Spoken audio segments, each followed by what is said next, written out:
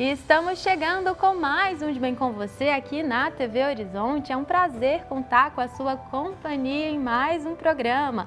Hoje a nossa conversa é sobre o desenvolvimento das crianças e dos adolescentes. Nós vamos falar sobre o estirão de crescimento. A convidada é a doutora Laís Mendonça. Ela é pediatra, pós-graduada em nutrologia pediátrica e tem muita dica boa para compartilhar. Então vem pra cá, fica com a gente. O De Bem com Você está começando agora.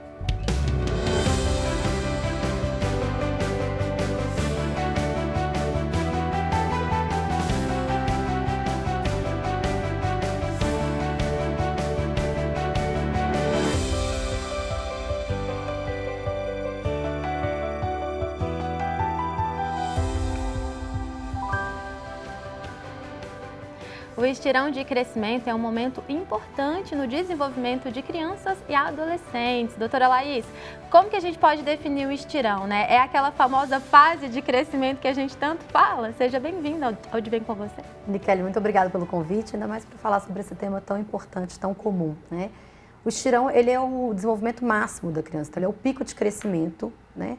Que ele vai ocorrer durante a puberdade. Então, ele é uma fase da puberdade. Ele vai ocorrer tanto nas meninas quanto nos meninos de formas diferentes, mas todo mundo vai ter esse momento por aí. Então todo mundo vai passar pelo estirão do crescimento em algum momento da vida. Qual que é esse momento, né? Em que fase da vida, qual a idade que normalmente ocorre? Vai variar um pouquinho entre meninas e meninos. As meninas normalmente é um pouquinho mais cedo, entre 9 e 13 anos, com um pico ali entre os 12 anos, 11, 12 anos. E os meninos entre 12 e 16 anos, com um pico ali entre 13 e 14 anos. E é interessante a gente trazer até essa questão da idade, doutora Laís, e destacar também, gente, que o estirão de crescimento ele vai impactar demais as atividades dessas crianças e desses adolescentes. Tanto assim, né, as atividades diárias ali, do dia a dia, mas também na prática esportiva. A gente, inclusive, recebeu o vídeo do Flávio Davis. Ele é técnico principal da base do basquete do Minas Tênis Clube e compartilhou com a gente um pouquinho de como que é isso na prática. Vamos ver. Nós temos dois impactos com o estirão em jovens atletas. Aquele que cresce muito rápido e que fica perante os outros muito forte, grande demais para a idade. E aí nós temos que ter uma certa cuidado com relação ao seu desenvolvimento e a sua avaliação perante aqueles que não cresceram ainda. Tem aqueles que não crescem, né? E também precisamos ter uma avaliação diferente, porque ele é uma criança jogando às vezes com adultos. Aqueles que não cresceram tanto e vão passar ainda pelo estirão, estão jogando com meninos que já passaram, meninos que já passaram pelo estirão, é ter essa avaliação e essa visão de que eles estão em processo de crescimento. Então ainda falta velocidade, ainda falta força, ainda não chegaram à altura que vão realmente jogar esportivamente. Para isso, né, é importante ter o bom senso do treinador, da treinadora, para que ele possa fazer todo o seu desenvolvimento, não só daqueles que vão passar, mas daqueles que estão passando também, onde as capacidades coordenativas, né, os membros crescendo a mais, fazem com que a gente tenha um desenvolvimento dessas capacidades físicas, principalmente das capacidades coordenativas, para aqueles que estão passando por essa fase de crescimento. Aqui no clube, nós fazemos uma avaliação que é o pico de velocidade de crescimento, o PVC. É uma fórmula que é aplicada mediante a data de nascimento, a altura do tronco, e esse menino a gente coloca nessa fórmula, essa menina, e aí nós temos quando ela vai passar pelo pico de crescimento dela, quando ela vai ter aquele estirão. Isso faz com que a gente tenha uma determinação de quanto esse menino vai crescer a mais, essa menina vai crescer a mais, e também fazer uma avaliação conduzente com a equipe onde ela está, né? Fazendo em comparação dos meninos que ainda não passaram por esse estirão, daqueles que vão passar. E isso faz com que o desenvolvimento, não só da questão física, mas como a questão esportiva, técnica e tática, seja sempre em função dessa comparação e desses testes. É muito interessante, né, Laís, ouvir assim, a fala do técnico, porque a gente não vivencia isso diariamente, a gente não sabe como que é, né, gente? E assim, chamou muito a minha atenção isso que ele falou, crianças assim, de uma mesma idade, às vezes um vai aparentar uma criança e outro já tem uma aparência de adulto, mas eles estão ali jogando no mesmo time, então tem que ter esse olhar do técnico que vai acompanhar também, né? E é isso, assim, essa fase do estirão, cada pessoa vai passar por ela de forma individual, assim, cada um tem seu tempo, é isso? É isso mesmo, né, Kelly? Então, assim, isso envolve até questão psicológica, né? Para a criança poder entender em que fase que ela está, igual o Flávio bem falou, né? Aquelas crianças que já passaram pelo estirão, né, ou que estão passando por ele, às vezes têm a mentalidade de uma criança, mas o corpo de adolescente, né, e vice-versa. E aquele que já se entende como adolescente, mas ainda o corpo muito pueril, né? Então, cada um vai passar em um momento, né? Não existe uma data definida, tá? Isso tem muito a ver com o potencial genético também, né? A questão totalmente do ambiente, né, como que é o estilo de vida dessa criança, desse adolescente, mas também a questão genética. Então é difícil a gente falar exatamente qual é a data que vai ser, mas a gente consegue ter estimativas de acordo com o desenvolvimento de cada um. Eu acho importante a gente destacar isso porque eu acho que tranquiliza, né, Laís, as pessoas. E você falou do impacto psicológico, e são vários impactos que o estirão de crescimento pode afetar, né, essas crianças e esses adolescentes, os sintomas, digamos assim.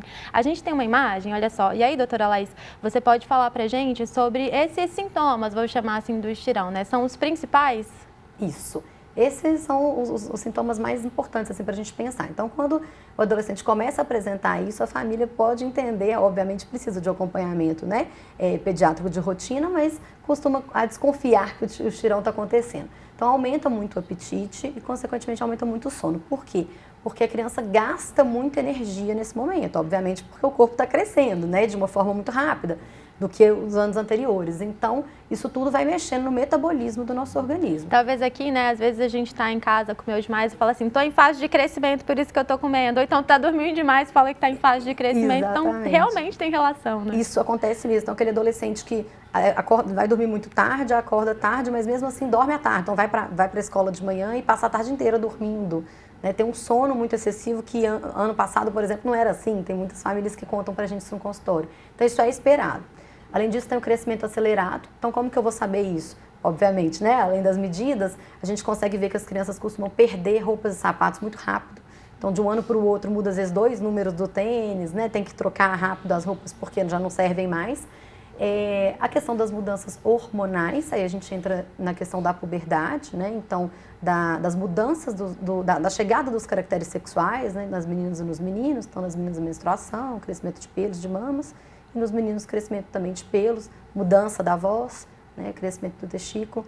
Então, isso tudo, claro, vai acontecendo numa ordem, mas tudo faz parte da questão hormonal que vai regular a puberdade. Sim. E o impacto psicológico, que é aquilo que eu já tinha adiantado, né, eu acho que com certeza assim, é a parte que a família tem que dar maior apoio, porque o resto a gente consegue controlar mediante o estilo de vida. Mas a parte psicológica a gente tem que acolher essa criança, esse adolescente, né? Sim. Então fazer reflexão de sentimentos em casa, tem muita questão infelizmente envolvida de bullying na escola, então, né, enfim, isso é muito presente na sociedade, então a gente precisa acolher esses adolescentes para entender o que está passando na cabeça deles, porque é uma mudança muito grande, né? E muito repentina. Então, precisa entender se a parte psicológica está alinhada com a parte do corpo mesmo. Sim, querendo ou não, abate ali naquela tecla da aparência também, né? Que na adolescência, principalmente, é algo que realmente importa, que realmente mexe com nossos sentimentos, né, doutora Laís? Isso. Então, tem muito essa questão, às vezes, de distúrbio de imagem, as crianças começam a ter uma adultilização, né? Então, enfim, começa a querer usar maquiagem por causa de espinha, porque vem nessa fase. Né? Os meninos ficam às vezes mais retraídos porque tem essa questão da mudança da voz que vai variando, enfim. Então existe uma questão que às vezes muda muito e os pais às vezes não entendem isso, assim, porque a criança muda muito rápido mesmo, né? O adolescente ele muda muito rápido a personalidade, enfim. Então se a gente não ficar atento, a gente tem que prestar atenção, inclusive, na forma como que isso está impactando mesmo, porque tem casos que pode chegar até depressão. Sim, então, acho que o objetivo até, principalmente da família, é não fazer com que essa fase se torne um trauma, né, doutora Laís? Agora, tem um ponto ali que a gente colocou, que é o desconforto físico. Isso tem a ver com a dor do crescimento, que é tanto falada também, né? Como que é? Isso. Existe mesmo a dor do crescimento, né? Mas, além disso, a gente tem também a questão, até o Flávio citou, da questão da coordenação motora e equilíbrio, porque os membros, eles crescem mais rápido do que o corpo. Então, mãos e pés, né, pernas e braços, eles vão crescer mais. Então, a criança fica meio desajeitada mesmo, o adolescente no início fica bem desajeitado. Às vezes fica incomodado em relação a isso, né, a coordenação motora fica atrapalhada, o equilíbrio, só que isso depois vai arrumando, né, assim, vai ajeitando com o tempo, o próprio corpo tem essa inteligência, né, para chegar esse momento, mas às vezes demora 1, 2 anos, então demora um tempinho. Então a família entender isso também e explicar para esse adolescente que isso é absolutamente esperado. Sim, agora essa questão assim de crescer, né? Tem uma regrinha assim, cresce tantos centímetros por ano ou não? É individual também? É muito individual. Então isso tem muito a ver com a parte genética, onde a gente tem o alvo parental, que é a altura da mãe com a altura do pai. Então isso é muito importante. É impossível uma criança que tem pais muito baixos ser muito alta, né? Então é muito difícil isso acontecer, tá? Então, a gente tem que ver esse potencial genético, a gente tem que cuidar para que essa criança atinja esse potencial genético, porque não é só genética, a gente precisa da parte ambiental também. Então, o estilo de vida, né, sono, alimentação, a prática de atividade física, a questão psicológica bem desenvolvida, isso tudo vai impactar se de fato essa criança vai chegar no potencial genético dela. E hoje a gente sabe também, Nicole, que assim, até na parte da gestação intraútero, né, se a pai e mãe têm estilos de vida pré-concepcionais e logo depois da gestação que são favoráveis, a gente consegue modular essa epigenética. Então, a gente consegue mudar isso de acordo com o estilo de vida dos pais, entendeu? Então, entendi. São vários fatores envolvidos.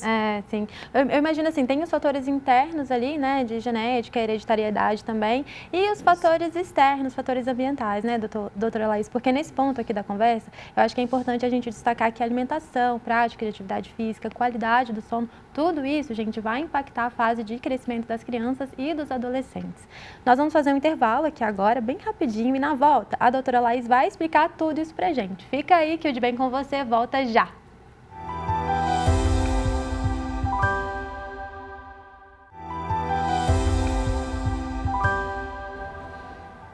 Já estamos de volta hoje conversando sobre estirão de crescimento com a pediatra pós-graduada em nutrologia pediátrica, doutora Laís Mendonça.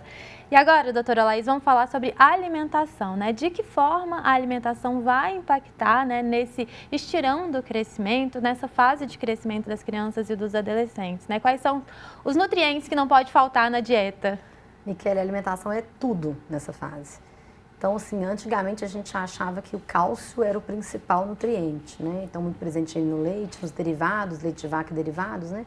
Por conta da questão do osso, da formação do osso. Só que hoje a gente sabe que é muito além disso, sabe? A gente descobriu recentemente um eixo intestino-osso. Então, a gente tem bactérias boas no intestino, que fazem parte da nossa microbiota, que elas são responsáveis por modular toda essa questão de absorção, né, dos nossos nutrientes. Então, a gente precisa ingerir a quantidade adequada de cada um, ter um equilíbrio nutricional, para que a gente atinja todo aquilo que o nosso potencial genético manda pra gente. Sim, e quais são esses nutrientes aí que não podem faltar na dieta das crianças e dos adolescentes? Então, cálcio, presente no leite e derivados, tá? Ferro. Então, o leite aqui, então, só reforçar, o leite realmente vai ajudar. Sem dúvidas, é um dos principais alimentos que a gente tem que ter no dia a dia das crianças e dos adolescentes. Em uma quantidade considerável, tá? Em torno, mais ou menos, de uns 3 copos aí por dia. 3 copos de leite por dia? 3 copos por dia, mais ou menos. Vai variar um pouquinho, né, de cada idade, mas é mais ou menos isso. Mas tem também, né, os derivados, é claro que isso é muito individual, né? Quando a gente tem um acompanhamento especialista, a gente consegue modular isso de acordo com cada criança, né? De acordo com cada preferência. Mas então o leite de derivados em relação ao cálcio, a gente tem as oleaginosas, né? Então a castanha ali, a gente vai ter selênio, ômega 3. Ômega 3 também a gente encontra nos peixes. Muito importantes leguminosas, né? Além da castanha, doutora Laís, o que mais tá nas leguminosas, né? O que a gente pode citar? Feijão, lentilha, grão de bico, são alimentos riquíssimos e que o feijão principalmente, é muito parte da nossa alimentação, né? Então, usar e abusar de arroz e feijão aí, sem dúvida, são um dos principais pilares aí da nossa alimentação. Sim. E o que mais? Vamos seguir. Frutas e verduras. Então, as frutas ali, importantíssimas. A gente tem vários minerais, tá? Então, magnésio, sódio, potássio, a fonte de vitaminas também. Então, que são essenciais para o crescimento como um todo. Assim como as verduras e legumes. Então, assim, a gente colocou aqui 2 exemplos, mas se jogar nisso daí. Eu ia te perguntar isso, né? Eu trouxe aqui no estúdio a banana, a maçã, né? A banana, ela vai ser boa? Porque eu já ouvi dizer que banana é bom para os ossos, né? Não sei se tem relação mesmo. É verdade, não? É verdade, mas assim como toda fruta. Não é tão específico assim, sabe? Então, é mais pela questão da alimentação balanceada. Porque hoje em dia a gente vê que todos nós, infelizmente, mas principalmente os jovens, eles comem muito ultraprocessados, né? Então, pela aquela praticidade, tá lá na escola, no treino, aí vai e já abre um pacotinho e já come o alimento ultraprocessado. Então, quanto mais frutas a gente comer, melhor. Então, a gente fala assim, descascar mais e desembalar menos. Ah, sim. Então, acho que as frutas entram como uma praticidade, porque é fácil de levar, e substitui os ultraprocessados aí, fora a questão nutricional, que é excelente. Sim, então a gente já falou aqui do cálcio, né, dos vegetais, leguminosas, o que mais? A gente tem ovo é importantíssimo. Então, o ovo entra com a parte da proteína, né? A gente tem toda a questão da parte de desenvolvimento neurológico, que o ovo ajuda também, tá? Então, assim, ovo, muita gente falava, ovo pode, não pode, ovo pode, deve. Então, assim, a gente precisa ter esse consumo sim. Entendi. E aí, no caso ali, proteínas entre a questão das carnes também, qual que é a indicação, orientação para essa fase? Então, todos os tipos de carne, né? Então, frango, peixe, boi, porco, tá? Frutos do mar. Isso é claro, de acordo com a preferência de cada um. Então, a gente tem crianças e adolescentes que optam por não comer, então os veganos, vegetarianos, e aí, obviamente, a gente faz um acompanhamento específico para isso. Entendi. Mas são excelentes fontes de vitamina B12, ferro, importantíssimo. E por fim, a água, né, doutora Laís, que vai ser importante em qualquer fase da vida. Exatamente. A água é essencial, né? Então, a gente precisa de água dentro das células para elas terem seu desenvolvimento. Isso tem tudo a ver com o estirão de crescimento. Além disso, a água, além de promover a hidratação, a gente vai garantir que essa criança tenha todos os aparatos, né? Então, tem muitas fibras que precisam da água para ser absorvidas, né? Então, hidrossolúveis. Então, a gente precisa dessa ajuda da água. Então, tem relação até com a constipação intestinal. Então, né, evitar isso, da gente ter um bom funcionamento do intestino, que eu tinha falado da relação intestino-osso. Então, a água é essencial. Sim, agora, nem todo adolescente vai ser tão flexível para querer, né, se alimentar com todos esses nutrientes, né? Doutora Laís, quando que a suplementação vai ser indicada, né? Até para orientar e tranquilizar os pais e mamães que estão assistindo a gente. Aí é individual. Não tem essa resposta, né? Não tem receita de bolo. O mais importante é evitar da suplementação inadequada. Então, aqueles polivitamínicos, né, de A a Z, que sai comprando e tomando de forma sem orientação médica, não é o ideal. Primeiro que a gente pode ter uma sobrecarga nos rins, a gente vai ter eliminação disso na urina e não vai ter benefício nenhum. Agora, aquelas crianças crianças e adolescentes, que a gente vê no consultório, né, que tem alguma deficiência de vitaminas e minerais, que eles vão se beneficiar da suplementação individualizada, aí a gente faz. Mas é sempre com orientação médica. É importante, né? Agora, porque assim, existe mesmo uma preocupação se essa criança está crescendo de forma adequada, né, doutora Laís? Tem aqueles casos das crianças que crescem pouco, né? Mas também tem aqueles que crescem muito. E aí, gente, o Vince de Paula, ele é atleta da equipe Sub-22 do basquete lá do Minas Tênis Clube. Ele tem 17 anos, doutora Laís, e 2,10 metros de altura e mandou um vídeo pra gente. Vamos ver. Na verdade, sobre transporte, esse tipo de coisa é bem difícil poder me movimentar por carro, avião. Normalmente, avião só saída de emergência. Viajar para as viagens é bem difícil. Eu não consigo na saída de emergência. Tênis é muito difícil encontrar, roupa. Sempre fui alto, não esperava que eu crescesse tanto também. Meus pais são altos, mas cresci bastante. Isso acabou me ajudando bastante no basquete. Me ajudou muito. Eu tive uma melhora assim depois que eu fiquei mais alto. Eu tinha uma coordenação muito ruim, mas depois que eu cheguei em Minas, foi melhorando. Em tênis, esse tipo de coisa. É muito legal, ele compartilhou com a gente ali, né? Ele tem essa dificuldade no transporte, então ele viaja muito, às vezes, para um jogo, ele tem que ficar na saída de emergência, quando não tem esse espaço para ele fica mais complicado. A questão de carro, roupa, calçado, enfim, né? Mas uma coisa que me chamou muita atenção também na fala dele, doutora Laís, foi que o basquete ajudou ele na coordenação motora, né? Quando ele entrou no Minas, ele teve uma melhora nesse sentido, igual você já disse. Os membros, eles crescem e acho que o adolescente fica meio desengonçado, então o esporte, nesse caso, ajudou ele muito. E a minha pergunta é, a atividade física, ela vai trazer benefícios também nessa fase da vida? Sem dúvidas, atividade física é primordial. Então, sim, isso vai de acordo com o que a criança quiser, né? Então, sempre optar pelo que ela mais gosta, mas tem que ter uma regularidade, tá? Então, assim, é importante porque isso vai, eu falo que é tudo, uma coisa puxa a outra. Então, a criança que pratica atividade física regularmente vai tomar água melhor, vai se alimentar melhor, vai ter um sono melhor, ela vai usar menos telas, então isso vai estimular melhor o sono, né? Então, assim, precisa de ter um conjunto, nada anda sozinho, não é só alimentação, não é só sono, não é só atividade física, mas precisa ser de uma forma compatível com a idade, né? E sempre presente ali na rotina da criança, sem dúvidas. E tem alguma idade específica, né? A partir de tal idade é interessante colocar numa atividade física ou aí é desde que nasceu mesmo, ele já pequenininho? Primeiro de tudo, sempre é brincar, né? Brincar é essencial. Então, na primeira infância ali é o que fica de mais importante. Depois, à medida que a criança vai crescendo, então ali 6, 7 anos, se ela for apresentando aptidão ou vontade de fazer algum esporte, é bom já ir introduzindo. Mas sempre, igual eu falei, respeitando a vontade da criança. Então, a criança ela só vai ser atleta se ela quiser, né? Então, precisa de ter esse momento. Mas o esporte precisa estar presente, não necessariamente precisa ser um esporte de alto rendimento. Mas a atividade física ela tem que estar ali. Então, coisas ao ar livre, né? Então, estimular sempre atividades ao ar livre é essencial. A musculação vai ser indicada nesse caso? A partir de qual idade, você diria? Isso é uma controvérsia, sabe? A gente tem estudos que falam a partir de 14, 15 anos, outros a partir de 12. A gente vê muito nos Estados Unidos crianças fazendo musculação desde cedo. Então, existe uma controvérsia, que no Brasil a gente faz um pouquinho mais tarde, né? Mas isso vai depender do objetivo de cada criança e adolescente. Sim. Mas ela não é essencial para acontecer o estirão, mas é uma atividade física excelente. Sim. Agora, trazendo aqui para o sono, né, doutora Laís, você já falou que é comum nessa fase da vida essas crianças e adolescentes sentirem mais sono. Qual que é a importância da qualidade do sono e qual que é a orientação, né, para esses pais? Deixa ali o adolescente dormir a tarde toda? Não, qual que é a orientação? O sono vem como outro pilar aí também nessa questão do estirão. Então, a gente tem o hormônio de crescimento, que ele é produzido, ele é liberado à noite, né, junto com a melatonina. Então, esse adolescente, essa criança precisa dormir cedo.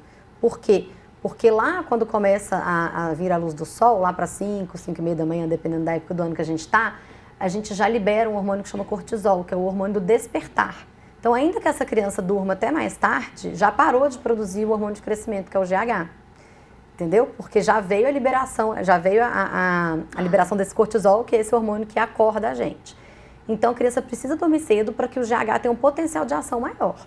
Então, aquela criança que vai dormir meia-noite, 1 hora da manhã e acorda 10 horas da manhã, na verdade, ela teve um pico de GH muito pequeno. Entendi. Por isso que é importante ficar atento aí que a criança durma, mas assim, no horário correto, dormir cedo. Ali tem um período, né? São 8 horas por noite. Qual que é a orientação? Exato. Então, além de ter mais ou menos 8 a 10 horas por dia, né, de sono, mas, igual eu falei, no horário adequado. Então, não adianta ser, né, só ao longo do dia ou dormir muito tarde. Então, isso tudo tem que ser regulado também. Então, diminuir o tempo de tela dessas crianças e adolescentes logo antes de dormir, para não estimular muito, né, e o hormônio ser produzido de uma forma adequada, tá? Tá. Doutora Laís, para encerrar aqui já a nossa conversa, né? Infelizmente passa muito rápido. Queria que você desse uma orientação, assim, de sinais de alerta, né? De que o crescimento daquela criança ou adolescente não está adequado. E quando que um tratamento com hormônio do crescimento vai ser indicado? Rapidinho para a gente fechar. Beleza. Então, o mais importante que fica é o acompanhamento com o pediatra de rotina, para que a gente veja as curvas de crescimento, desde quando nasce. O que a gente vê normalmente é que de 0 a 2 anos, todo mundo leva no pediatra e tem a curva direitinho. Depois disso, eu não sei o que acontece, que as pessoas param de levar os filhos no pediatra, leva só quando está doente. E aí a gente perde esse momento de identificar se a velocidade de crescimento está mais baixa ou não. Então, o mais importante é o acompanhamento com pediatra de rotina. E quando indicado, a gente vai nos especialistas. Então, nutrólogo pediatra, né, a questão do endocrinologista pediátrico, pensando mais no uso do hormônio de crescimento. Então, o hormônio de crescimento ele é de uso restrito, não vai ser toda criança que vai ser beneficiada, mas para isso precisa do acompanhamento com o endocrinologista pediátrico, onde ele vai indicar de acordo com exames, de acordo com a história de cada um. Perfeito, doutora Laís. Muito obrigada pela sua participação e por compartilhar tanta informação aqui com a gente. Eu que agradeço, é um prazer. Gente, é muito importante que os pais e os responsáveis estejam sempre atentos às necessidades nutricionais, de descanso e de suporte emocional dessas crianças e dos adolescentes, né? Esse é um diálogo que deve ocorrer constantemente dentro das casas, né, entre as famílias. Isso principalmente durante o estirão de crescimento para garantir o desenvolvimento saudável, certo? O De Bem Com Você está chegando ao fim. Você pode rever o nosso programa no canal da TV Horizonte no YouTube. Basta procurar por Canal TVH. Também estamos no Instagram, no perfil Canal TVH. Muito obrigada pela sua companhia. Te vejo no próximo programa. Tchau!